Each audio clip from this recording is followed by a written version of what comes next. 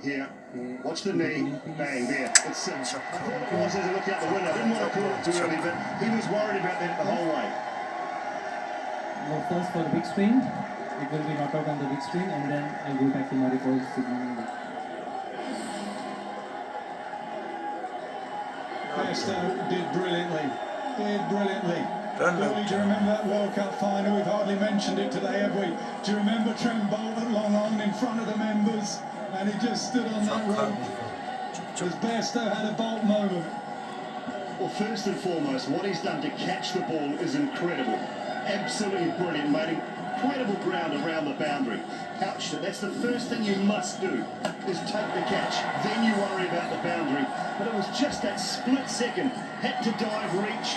And it looked good there. It looked so quick. But watch the knee as he goes down to take it. Bang. He knows it. He knows it. He was never really sure, was he? Phenomenal effort. It really was. That was an incredible effort. And he just